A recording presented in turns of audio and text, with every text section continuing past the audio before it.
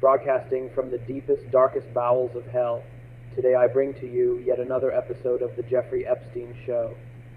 Today I have with me two special guests joining me today in studio, our cosmologist Stephen Hawking and the infamous FBI Director J. Edgar Hoover. Today we will be discussing the anniversary, the release of 900 plus pages of court documents pertaining to yours truly, as well as discussing a somewhat belated MLK Day.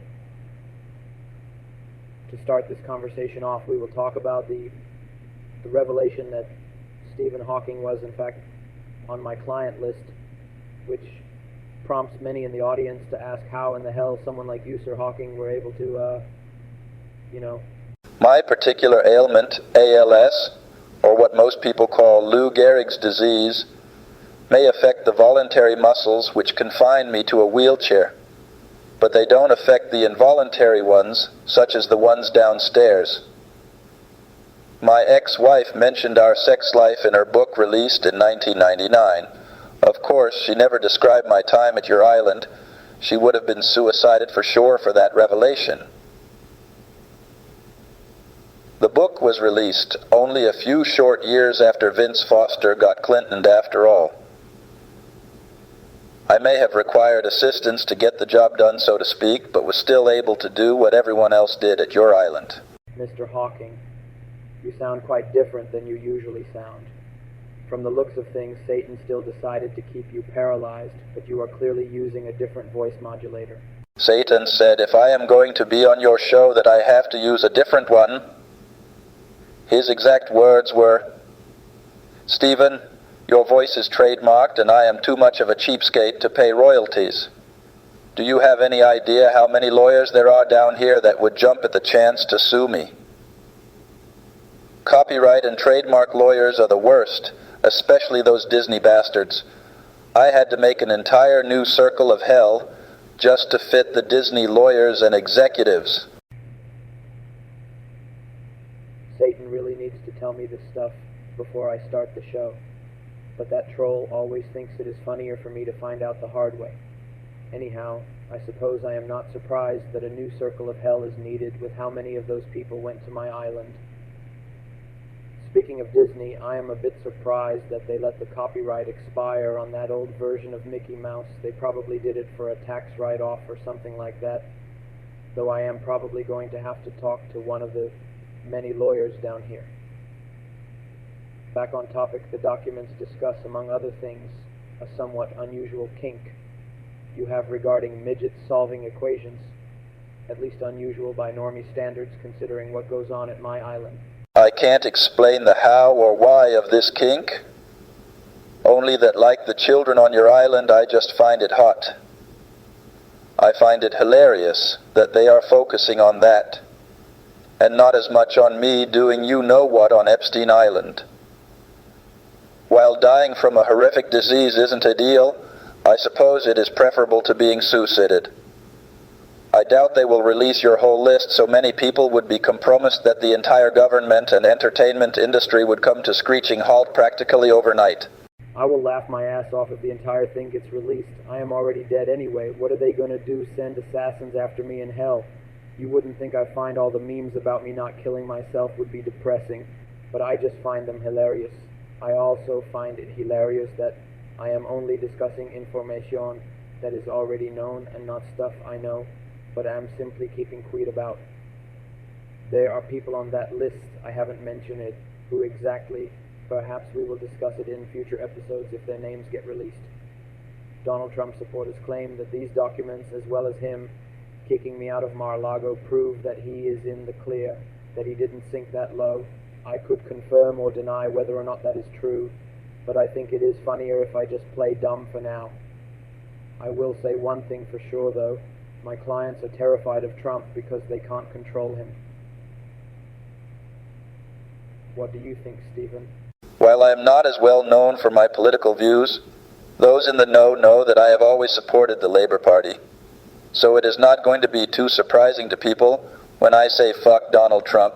Indeed, speaking of Trump, we do have an election coming up, and the last two brought all kinds of hilarity, especially 2020. Trump could very well be the first president elected from a prison cell, which would provide a rather entertaining constitutional crisis. In the likely event Trump gets the nomination, unless Biden makes like a frog and croaks, Trump's opponent in the general election will once again be a dementia patient they weekend at Bernie's in front of a teleprompter every now and then. Do you think this election is going to be as fun? Like the last two, it is going to be a clusterfuck of epic proportions. That is something nearly everyone, regardless of where they stand, politically agrees on. From the looks of things, this could be what starts the next boogaloo, as some of you Americans call it. It perhaps could, and there won't be enough popcorn anywhere as that happens. I think it is time to introduce our next guest to join us, J. Edgar Hoover, who has been waiting so patiently outside the studio door. Come on in. It is time for you to join the show first, starting with a continuation of our conversation about Trump. Thank you, Jeffrey. I first want to compliment you on that pedophile blackmail operation you had going. It is a real shame it had to end with you getting suicided. I wish I would have thought of it. I tried to get MLK to off himself, but as the saying goes, if you want something done right, you have to do it yourself. Though perhaps those commies wouldn't have asked as many questions if MLK was suicided instead. In regard to Trump, I kind of liked him at first. He had ties to all sorts of sleazy people and seemed like good, controlled opposition, but he couldn't be controlled and has to be dealt with. The way he is being dealt with, though, has been laughable. It is just making him a martyr. Indeed it is. Things are quite different now, but I have noticed a lot of similarities. Can the two of you comment on that, perhaps? It is a whole different ballgame now. Back in my day, all you needed was enough newsmen in your back pocket, along with a bit of fear-mongering, and you could make the American people believe damn near anything if you made it sound plausible enough. Sure, back then, news divisions were technically regarded as a public service, but Operation Mockingbird was underway even back then, though that was more in CIA purview than mine. Those damn hippies and bra burners and other agitators just had to open their yaps and ask too many questions, though. I miss the days when a nice billy club strike to the head or old-fashioned fire hosing was enough to make the rabble-rousers shut up. The 60s were the start of the planned downfall of the West. Though it seems in odd ways, people have gotten dumber yet more red-pilled at the same time. Trump getting as far as he did in the first place is a sign of the lack of trust the public has developed.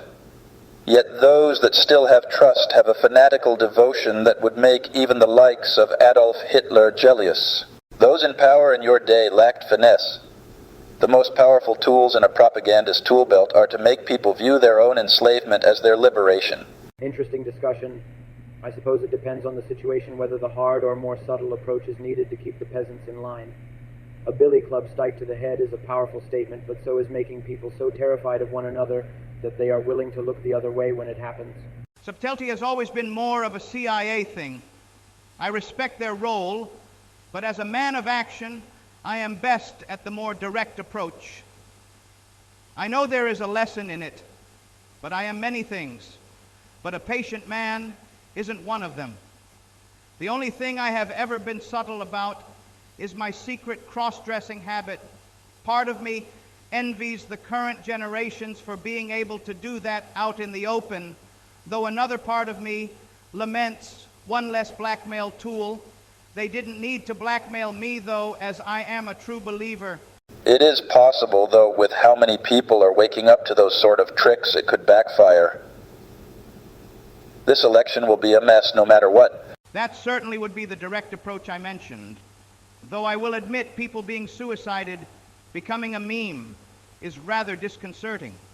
I certainly don't envy the position my modern-day counterparts are in. Nixon had such potential, but he had to screw up by getting in trouble with that whole Watergate thing.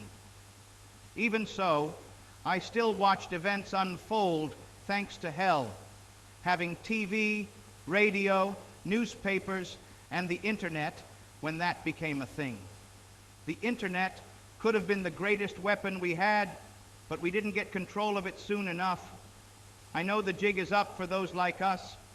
So to tell you the truth, I am a sad, broken man that occasionally revels in past victories like the assassination of MLK. Maybe that is why Satan still allowed me to see what is happening in the living world. They are in a damned if you do, damned if you don't situation that I have no idea how they can get out of. I have no idea how they can get out of it either, but they did suicide me, so seeing them suffer isn't something I'm going to lose sleep over. Do either of you have any last words before we end this episode? I have pretty much said my piece. I suppose I will just go back to my eternal torment until the next time I am brought on here. To my current counterparts, I say don't take the stranglehold you have on the public for granted, as that will inevitably slip out of your hands due to you reaching too far too quickly. The old Roman wisdom of panem et circenses, or bread and circuses, is apt here.